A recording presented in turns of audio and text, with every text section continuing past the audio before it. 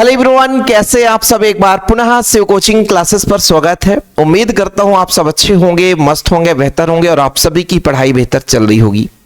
प्यारे बच्चों, class 12 chemistry NCERT में चैप्टर नंबर 2 चल रहा है, जिस चैप्टर का नाम है विद्युत रसायन। चैप्टर नंबर 2 में आज हम बात करेंगे इलेक्ट्रोड विभव के बारे में। आक्सीकरण विभव, अपचयन विभव, सेल विभव, इलेक्ट्रोड विभव को प्रभावित करने वाले कारक। आप लोगों से गुजारिश है कि चैनल पे यदि पहली बार आए हैं तो चैनल को सब्सक्राइब कर लें। और इसके पहले हमने जो भी वीडियोज प्रोवाइड किया है बच्चों, हमारे चैनल में प्लेलिस्ट बना रहता है, क्रम से आपको वीडियो देखने को मिलेगा, तो आप लोगों को यहाँ वहाँ ढूंढने की जरूरत नहीं पड़ेगी। इसके पहले विद्युत रासायनिक सेल हमने कराया था। जिन बच्चों ने विद्युत रासायनिक सेल अच्छे तरीके से पढ़ लिया, डेनियल सेल जिसे गैल्वेनिक सेल के नाम से जानते हैं, आज वो इलेक्ट्रोड विभव समझने में किसी तरीके से कोई देरी नहीं करेगा, बहुत आसान तरीके से क्लियर हो जाएगा। चलिए शुरू करते हैं बच्चों। वैसे भी शब्द आ रहा है इलेक्ट्रोड विभव, मतलब इलेक्ट्रोड के ही कारण कुछ ना कुछ विभव उत्पन्न होता है। अच्छा, ये विभव है क्या? एक प्रकार की ऊर्जा है या कार्य है बच्चों। जैसे आप लोग फिजिक्स में पढ़ते हो, थोड़ा समझिएगा। फिजिक्स में पढ़ते हो कि एक आपके पास प्लस क्यू चार्ज है, सही है सर। प्लस क्यू चार्ज के कारण एक विद्युत क्षेत्र जनरेट हो गया। इस विद्युत क्षेत्र के किसी बिंदु पर हम आवेश को ला रहे हैं, एक परीक्षण आवेश को ला रहे हैं। तो आवेश को जो लाने में किया गया कार्य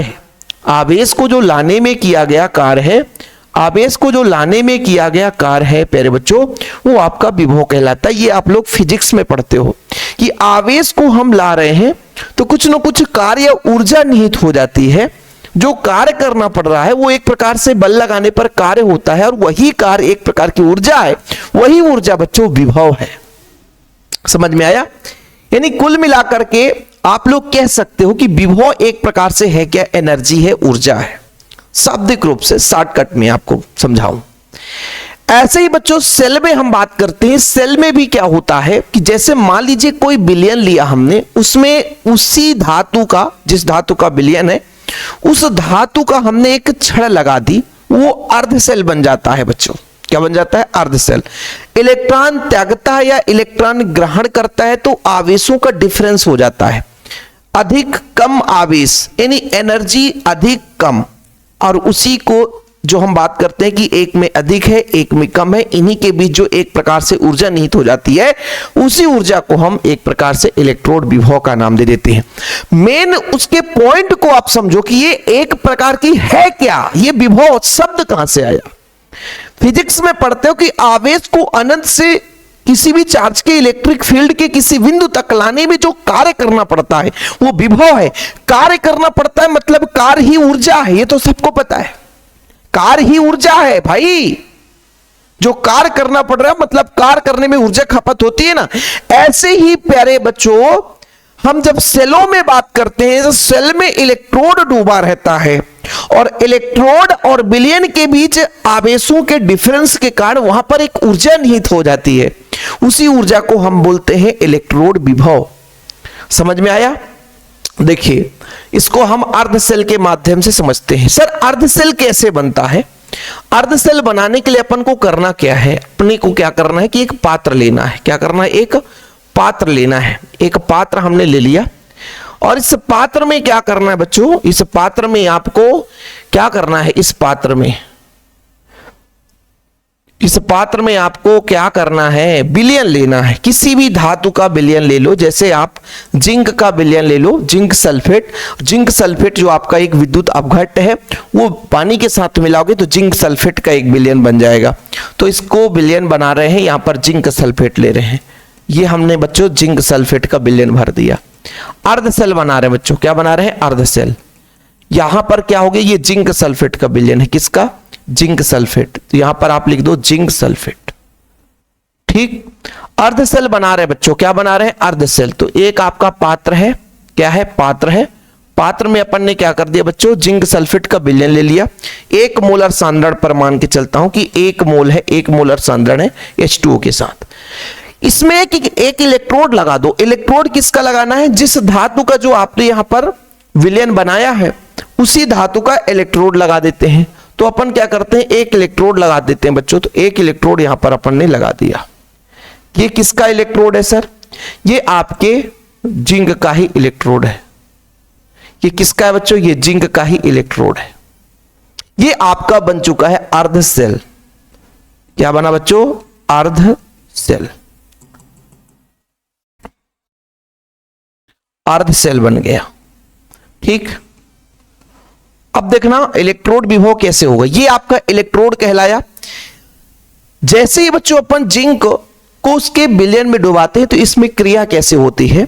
जिंक पर ऑक्सीकरण की क्रिया हो सकती है। कैसे? जिंक अपना 2 इलेक्ट्रॉन त्यागता है।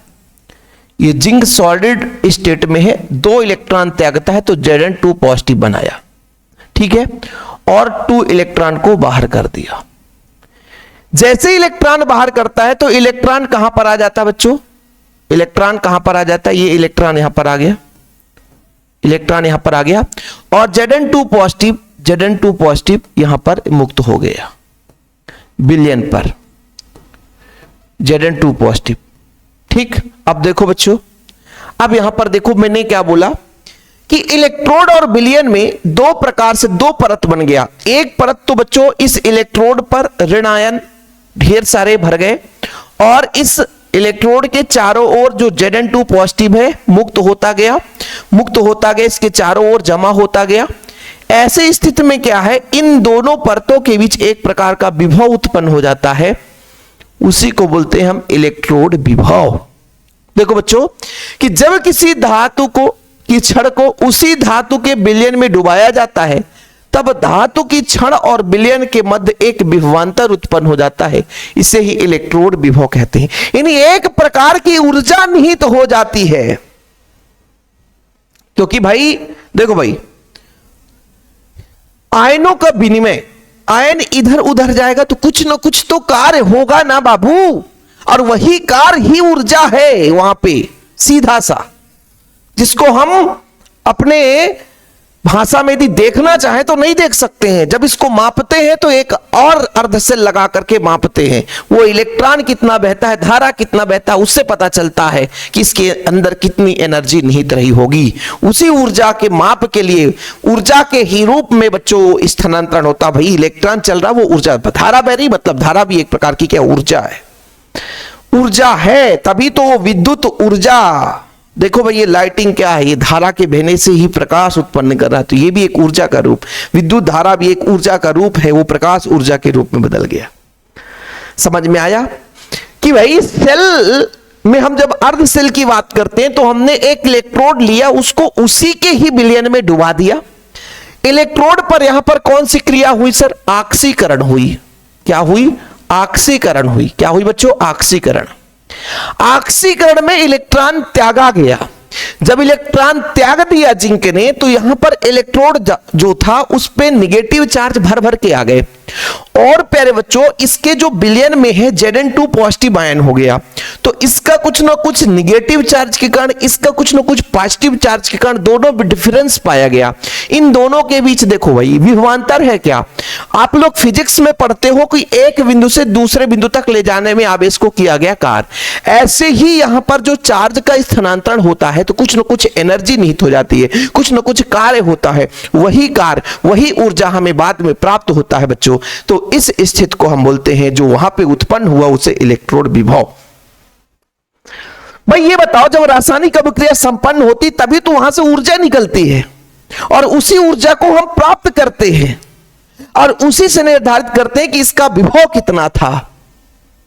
तो एक प्रकार की बच्चों आप लोगों को क्लियर हुई कि एक प्रकार की ऊर्जा है। मैं अपने भाषा में समझाता हूं, किसी बच्चे को रटने के तो बोलते ही नहीं हूं, रटना है तो ये 2 लाइन रट लो कि हमने किसी जिंक के या किसी भी धातु के छड़ को उसी के विलयन में डुबा देते हैं। क्या करते हैं? डुबा देते हैं। तो जिंक और विलयन में आयन, विपरीत आयन उत्पन्न हो जाता है, या कि जो धातु का छड़ है और विलयन के बीच बच्चों कुछ न कुछ विपरीत आयन के कारण विभवांतर होता है। दोनों के बीच जो विभवांतर होता है वही आपका इलेक्ट्रोड विभव होता है, जो कि 2 प्रकार का होता है, एक तो ऑक्सीकरण और एक तो अपचयन आपका। देखो बच्चों यहां पे आप लोग समझो, ये आपका विद्युत रासायनिक सेल है। विद्युत रासायनिक सेल में 2 अर्ध सेल होते हैं, 2 अर्ध सेल होते हैं बच्चों। एक आप यहां पे नजर लगाना, थोड़ा सा देखना बच्चों कि ये जो आपका पात्र है, इस पात्र में क्या भरा हुआ है? Zinc, ZnSO4। क्या भरा बच्चों? ZnSO4। क्या भरा हुआ है? ZnSO4। यानी जिंक सल्फेट, इस पे आपका क्या भरा बच्चों, जिंक सल्फेट, क्या जिंक सल्फेट है, ठीक। और इसमें जो आपको एक छड़ दिखाई दे रहा है, ये किसका है, ये जिंक का छड़ है। किसका छड़ है, जिंक का छड़ है। यहां पर प्यारे बच्चों, यहां पर जो पात्र है, इस पात्र में क्या भरा हुआ है, कॉपर सल्फेट। क्या भरा हुआ है, कॉपर सल्फेट। और इसमें जो आपका छड़ लगा हुआ है बच्चों, वो किसका है, कॉपर का है। और विद्युत रासायनिक सेल मैंने आपको अच्छे तरीके से बताया है कि विद्युत रासायनिक सेल में होता क्या है, मैं बहुत अच्छे तरीके से बताया है भाई, कि जब इसको जोड़ते हैं, लवण सेतु की सहायता से जोड़ते हैं बच्चों, तो आप लोगों ने पढ़ा है कि जिंक में होता क्या है कि जिंक जो है वो 2 इलेक्ट्रॉन त्यागता है, Zn2 पॉजिटिव, और इलेक्ट्रॉन की अधिकता हो जाती, तो इस पे नेगेटिव चार्ज आ जाता है। क्यों नेगेटिव चार्ज आ जाता है, क्योंकि इलेक्ट्रॉन की अधिकता हो जाती है। किसकी अधिकता हो जाती है, इलेक्ट्रॉन की, इसलिए इसमें बच्चों नेगेटिव चार्ज आ जाता है जिंक पे। किस पे, जिंक पे। इलेक्ट्रॉन त्यागता है, Zn2 पॉजिटिव आयन जो है बच्चों विलयन में चला जाता है, और इलेक्ट्रॉन यहां पर अधिकता होता है, इसलिए नेगेटिव चार्ज आ जाता है इसमें। अब इन्हीं दोनों के बीच जो विभवांतर है वो एक प्रकार की ऊर्जा है, और उसी ऊर्जा को इलेक्ट्रोड विभव के नाम से जानते हैं। अब यहां पर भी आप लोगों ने समझा कि सर कॉपर में क्या होता है, जो कॉपर सल्फेट होता है ये आयन के रूप में होता है, Cu2 पॉजिटिव और SO4 2 नेगेटिव, ठीक है। इस तरीके से ये रहता है बच्चों, इस तरीके से Cu2 पॉजिटिव और SO4 2 नेगेटिव के रूप में रहता है, ठीक है। और इसमें होता क्या है कि ये जो आपका पॉजिटिव चार्ज है ये कहां पर जाता है, ये आपका जो पॉजिटिव चार्ज है प्यारे बच्चों, ये पॉजिटिव चार्ज है, ये पॉजिटिव चार्ज जो है यहां पर आकर के जमा होता है, यानी कॉपर का जो पॉजिटिव आयन है यहां पर जमा होता है, इसके यहीं पे तो जमा होगा, ये धनावेशित हो जाता है। मतलब इस धनावेशित होने के कारण यहां पर बच्चों आपका धन आयन आ गया। कौन सा आयन आ गया, धन आयन आ गया। लेकिन लेकिन लेकिन लेकिन जो सल्फेट आयन है, सल्फेट आयन है SO4 2 नेगेटिव, ये विलयन में रहता है, SO4 2 नेगेटिव, ये चारों ओर ऐसा भी, इसमें भी 2 परत बन जाते हैं, समझ रहे हैं बच्चों। तो SO4, तो यहां पे भी 2 परत बन जाते हैं, इसी कारण से इसके भी बीच में विभवांतर उत्पन्न होता है, और ये भी विभवांतर एक प्रकार का इलेक्ट्रोड विभव कहलाता है। समझ में आया बाबू? थोड़ा बोलोगे सर कि इतना 10 मिनट हो गया, वही चीज समझाते, क्योंकि आपके एनसीईआरटी में आपको समझ में नहीं आएगा। फिर आप लोग कह दोगे कि सर आपने कैसे कैसे क्या क्या कर दिया, हमको समझ में नहीं आया। लेकिन यहां पर भी आपको तो दिक्कत नहीं होगी ना भाई, ठीक है। अब यहां पर बच्चों इलेक्ट्रॉन ग्रहण किया गया है, मतलब यहां पर अपचयन हुआ है, तो यहां पे जो विभव होगा तो अपचयन विभव होगा। क्या होगा बच्चों, अपचयन विभव होगा। क्या होगा, अपचयन विभव होगा। कुल मिलाकर के एक परिभाषा तो आपको क्लियर हुआ कि यदि किसी भी धातु के क्षण को उसी के विलयन में डुबा देते हैं तो धातु के क्षण और विलयन में विपरीत आयन उत्पन्न होते हैं, जिस कारण उनमें विभवांतर उत्पन्न होता है, वही विभवांतर इलेक्ट्रोड विभव है। यदि किसी क्षण में ऑक्सीकरण की क्रिया हो रही है, क्या हो रही है बच्चों, ऑक्सीकरण। ऑक्सीकरण का मतलब आपको पता है कि इलेक्ट्रॉन त्याग रहा है, ऑक्सीकरण मतलब इलेक्ट्रॉन त्याग रहा है, मैंने आपको पहले लेक्चर में बताया। तो वहां पर जो विभव होगा वो ऑक्सीकरण, ऑक्सीडेशन है ना, यानी ऑक्सीकरण विभव। और बच्चों जहां पर इलेक्ट्रॉन ग्रहण किया जाएगा, जैसे मान लीजिए Cu2 पॉजिटिव है, तो ये 2 इलेक्ट्रॉन ग्रहण कर लिया, तो बच्चों Cu सॉलिड में बन जाता है।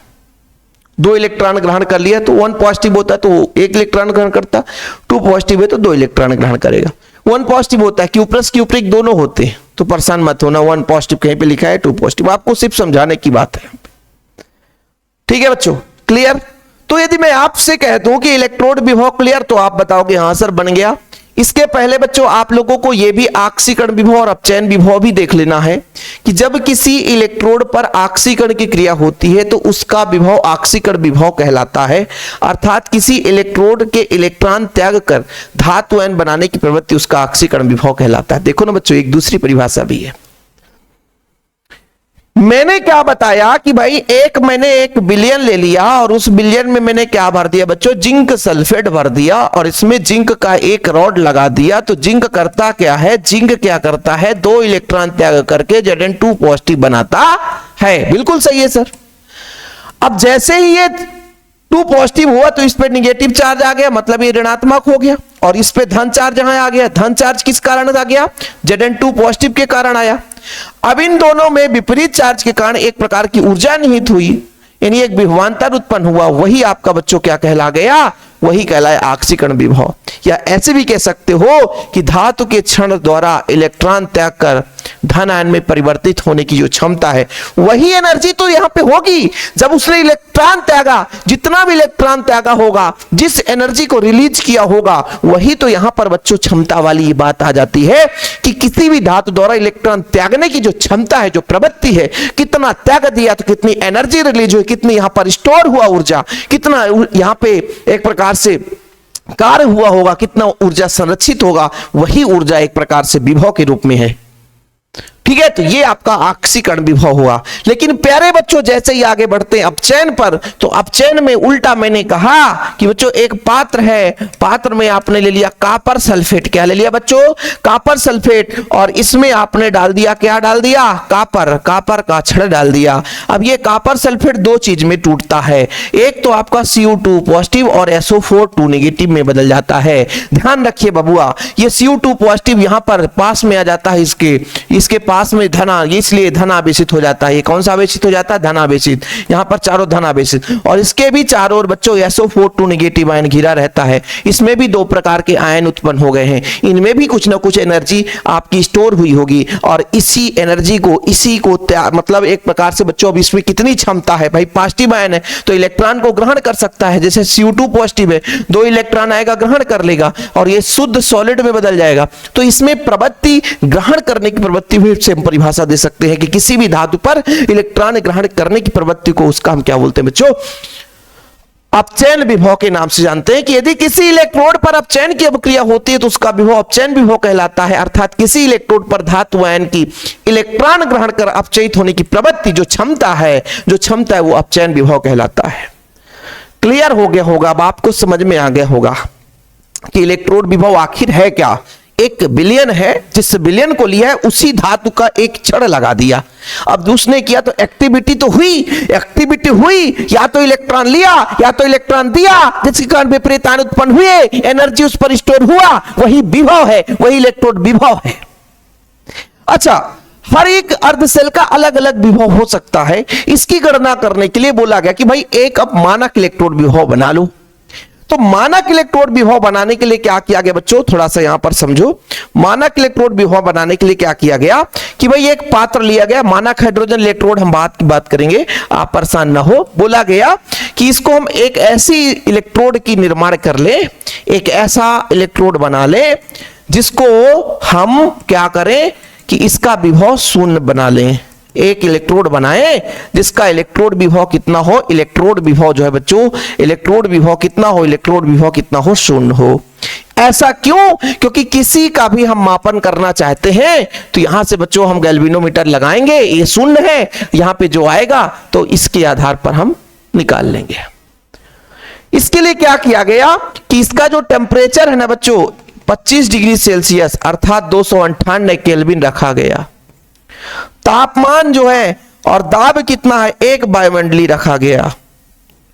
ठीक है, मानक स्थिति, ताप, दाब और सांद्रण 1 मोलर रखा गया बच्चों। सांद्रण 1 मोलर, सांद्रण जो है कंसंट्रेशन जिसे बोलते हैं सांद्रण, सांद्रण 1 मोलर रखा गया।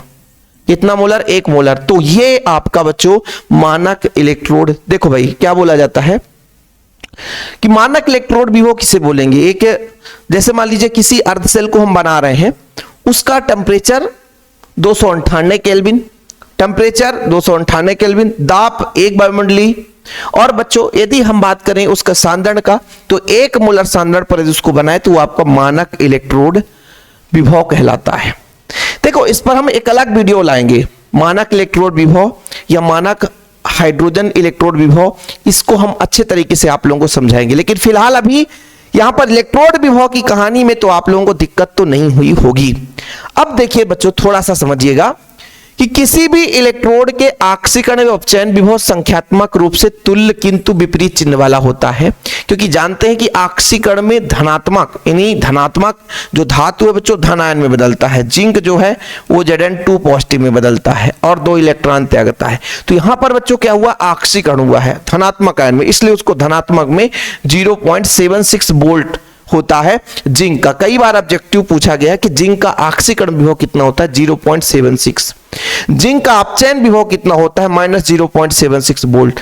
अपचयन या आक्सीकरण, अपचयन या आक्सीकरण दोनों बराबर ही रहेंगे, ठीक है, संतुलन की स्थिति में। लेकिन अब वर्तमान परिपाटी के अनुसार किसी भी इलेक्ट्रोड का विभव उसके अपचयन विभव के आधार पर लिखा जाता है कि अपचयन विभव कितना है, उसी के आधार पर उसकी इलेक्ट्रोड विभव की गणना होती है।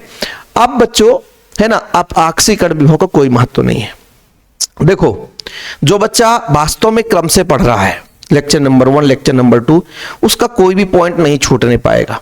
अब कोई ये सोचता है कि हम केवल परिभाषा के लिए आए हैं और 2 मिनट में खेल हो जाए, तो शिव सर ऐसा नहीं कर पाएंगे भाई। उसको हमको कब तक समझाना, जब तक आपके माइंड में घुस ना जाए, आपके माइंड में घुसा देना है बाबू। और जब घुस जाएगा ना तो फिर आप लोगों को कभी भूल ही नहीं, समझ रहे ना, तो थोड़ा सा घुसाना पड़ेगा। यहां पर आप लोग इलेक्ट्रोड विभव क्लियर कर लिए। ये आपका बच्चों कोई भी सेल है, किसी भी सेल का भी हम इलेक्ट्रोड विभव निकाल सकते हैं। ओके, चलिए अब बात करते हैं इलेक्ट्रोड विभव को प्रभावित करने वाले कारक। इलेक्ट्रोड विभव को प्रभावित करने वाले कारक, पहला जो कारक है बच्चों, धातु की प्रवृत्ति। देखो भाई, जिस धातु को हम उस विलयन में डुबा रहे हैं वो कितनी तेजी के साथ इलेक्ट्रॉन त्याग सकता है और कितनी तेजी के साथ इलेक्ट्रॉन ग्रहण कर सकता है। ऐसा धातु जो तेजी से इलेक्ट्रॉन ग्रहण या त्याग कर सकता है उसकी जो इलेक्ट्रोड विभव ज्यादा होगी। जबकि आप लोगों ने पढ़ा है ना कि किसी भी धातु के इलेक्ट्रॉन त्यागने की प्रवृत्ति आक्सीकरण विभव कहलाती है और किसी भी धातु के इलेक्ट्रॉन ग्रहण करने की प्रवृत्ति वो अपचयन विभव कहलाती है। तो कोई धातु कितना तेजी से इलेक्ट्रॉन ग्रहण कर सकता है या त्याग सकता है, वो उसके बच्चों इलेक्ट्रोड विभव को निर्धारित करेगा। तो ऐसा धातु जिसमें इलेक्ट्रॉन त्यागने या ग्रहण करने की प्रवृत्ति ज्यादा है उसका इलेक्ट्रोड विभव ज्यादा होगा। ओके, चलिए विलयन में धातु आयनों का सांद्रण। देखो बच्चों, यदि मैं बात करता हूं कि कहीं भी भीड़ भाड़ जगह है, आप लोग समझो भीड़ भाड़ जगह में क्या आप चल पाओगे, आप अपनी भाषा में समझो कि कहीं भी भीड़ भाड़ वाला जगह है तो क्या आप चल पाओगे, इम्पॉसिबल, चलना कठिन हो जाएगा। तो हमें यदि बात करें कि सांद्रता यदि बढ़ा दें तो सांद्रता में आयनों की मात्रा यदि ज्यादा हो गई तो फिर जब पहले से आयन, देखो बच्चों मैं यहाँ पे आपको एक डायग्राम ऑलरेडी बना हुआ है तो इसी डायग्राम में समझाता हूं। जैसे मान लीजिए यहां पर जिंक का जो सांद्रण है भरा पड़ा हुआ है, Zn2 पॉजिटिव बहुत ज्यादा आ गया, Zn2 पॉजिटिव बहुत ज्यादा आ गया, Zn2 पॉजिटिव बहुत ज्यादा आ गया, पहले से ही भरा पड़ा है बहुत ज्यादा मात्रा में, बहुत ज्यादा मात्रा में। तो अब ये जो है ये चाहता है इलेक्ट्रॉन त्यागें, लेकिन इधर अंदर का जो सांद्रण है, अंदर का जो सांद्रण है वो बहुत ज्यादा है। तो ये जिंक चाहे के भी इलेक्ट्रॉन त्याग नहीं पा रहा है, जिंक चाहे के भी इलेक्ट्रॉन नहीं त्याग पा रहा है। तो बताओ ना बबुआ कि इसके अंदर जो सांद्रता बढ़ गई है, इसके अंदर जो सांद्रता बढ़ गई है, इस सांद्रता के प्रभाव से बाबू समझो, यदि विलयन के अंदर सांद्रता बढ़ गई है तो सांद्रता के प्रभाव से ये जो इलेक्ट्रॉन त्यागने की प्रवृत्ति है वो कम कर देता है, क्योंकि बाहर से पहले ही सांद्रता मारता है धक्का, ये ससुरा इधर आएगा तो मैं भी इधर से मारूंगा, तो इधर इलेक्ट्रॉन त्याग ही नहीं पाता, क्योंकि त्याग करके Zn2 पॉजिटिव इस विलयन में ही तो आएगा बच्चों। इसलिए यदि सांद्रता बढ़ जाएगा तो कहीं ना कहीं इलेक्ट्रोड विभव का मान कम हो जाएगा, इलेक्ट्रॉन त्यागने की प्रवृत्ति कम हो जाती है। ताप का प्रभाव बच्चों जब हम नर्नस्ट इक्वेशन बताएंगे उसी के आधार पर ताप का निर्धारण हो सकता है। बाकी दाब को बताया गया भाई कि दाब भी इस पर प्रभाव डालता है, गैसीय इलेक्ट्रोड में गैसों का प्रभाव निश्चित रखा जाता है। तो ये ताप और दाब एक एक लाइन से आप लोग याद कर लेना। हाँ स्क्रीनशॉट ले लो बाबू, नहीं तो फिर बाद में कहोगे कि सर आपने कुछ हमें स्क्रीनशॉट लेने का समय नहीं दिया। देखो बच्चों अब यहां पर थोड़ा सेल विभव, इलेक्ट्रोड विभव तो भाई एक सिंगल इलेक्ट्रोड के लिए बात होती है। सेल विभव जब क्या होता है कि दो अर्ध सेलों को आपस में मिला देते हैं तो एक सेल बन जाता है, सही है। जैसे बच्चों आप लोगों ने पढ़ा कि यहां पे बाबू दो अर्ध सेल हैं, इसको यदि मैं तोड़ दूं यहां से तो एक अर्ध सेल इसका हो जाएगा, एक अर्ध सेल इसका हो जाएगा। ये भाई विद्युत रासायनिक सेल पढ़ लेना यार, क्योंकि एग्जाम में आता है और आप लोग फिर बाद में कहोगी नहीं कई। देखो टॉपिक बाय टॉपिक जो पढ़ता है ना तो क्वेश्चन कैसे भी बनेगा वो एग्जाम अटेंड कर लेगा, उसको दिक्कत नहीं होगी। साथ में परिभाषा वगैरह भी हम लिखाते चलते हैं, तो उसको दिक्कत नहीं होगी। लेकिन जो सोचता है केवल और केवल हम रट्टा मारने के लिए आए तो फिर दिक्कत है। बाकी नोट्स जो बच्चा नहीं ले तो नोट्स भी ले सकता है, नोट्स में सारा चीज लिखा रहता है। नोट्स के लिए कॉन्टेक्ट नंबर है 96 85 29 91 49। सर नोट्स में कितना चार्ज लगता है? तो 100 रुपए। ठीक है बाबूजी, ठीक, चलिए। हाँ भाई, तो हम बात क्या कर रहे थे कि जब दो अर्धशैलों को आपस में मिला देते हैं बच्चों, तो फिर यहां का जो आपका विभव रहा होगा और यहां का जो विभव रहा होगा, है ना, ये जो बच्चों अब इनका डिफरेंस जो है वो सेल विभव कहलाएगा। अभी जब आप पढ़ रहे थे इलेक्ट्रोड विभव, तो इलेक्ट्रोड विभव में क्या पढ़ रहे थे कि भाई एक आपका इलेक्ट्रोड हो गया और सॉल्यूशन में विपरीत आयन के बीच जो विभवांतर है वो आपका इलेक्ट्रोड विभव हो गया। इसका इलेक्ट्रोड विभव कुछ रहा होगा, इसका इलेक्ट्रोड विभव कुछ रहा होगा। अब इन दोनों इलेक्ट्रोड अर्धशैलों के जो इलेक्ट्रोड विभव है उनका बच्चों एक डिफरेंस जो है एक प्रकार का वो सेल विभव कहलाता है। यानी कैथोड का कितना इलेक्ट्रोड विभव है और एनोड का कितना इलेक्ट्रोड विभव है, इनका डिफरेंस बच्चों सेल विभव कहलाता है। क्या कहलाता है बाबूजी? सेल विभव कहलाता है। चलो भाई थोड़ा आगे बढ़ते हैं। देखो कि जब दो अर्धशैलों को आपस में मिला दिया जाए बाबू, देखो जब दो अर्धशैलों को संयोग कर दिया जाए तो विद्युत रासायनिक सेल बनता है। ये तो आपने पढ़ा ही है। इन दोनों सेलों के बीच विभवांतर के कारण उच्च विभव से निम्न विभव की ओर विद्युत धारा प्रवाहित होता है। बिल्कुल सही है, उच्च विभव से निम्न विभव की ओर। देखो भाई, हम आप अक्सर जानते हैं कि विद्युत रासायनिक सेल में इलेक्ट्रॉन जो है एनोड से कैथोड की ओर चलता है और धारा कैथोड से एनोड की ओर चलता है। ठीक है, इलेक्ट्रोडों के विभव के अंतर को सेल का विद्युत वाहक बल या सेल विभव कहते हैं। मैंने जो समझाया कि पहले हम बात कर रहे थे इलेक्ट्रोड विभव, इलेक्ट्रोड और विलयन के बीच विभवांतर वो इलेक्ट्रोड विभव है। लेकिन अब दो इलेक्ट्रोड हो गया, उन दोनों का विभव कितना कितना है, डिफरेंस तो होगा ना कुछ ना कुछ। दोनों का इलेक्ट्रोड विभव अलग अलग होगा क्योंकि एक धनात्मक ऋणात्मक है बच्चों, तो उनका जो अंतर है अक्सर इसको निकालने के लिए क्या करते हैं बच्चों, ईएमएफ है ना, इसके लिए अपन क्या करते हैं ई कैथोड माइनस ई एनोड का प्रयोग करते हैं। ठीक है बच्चों, ऐसा होता है।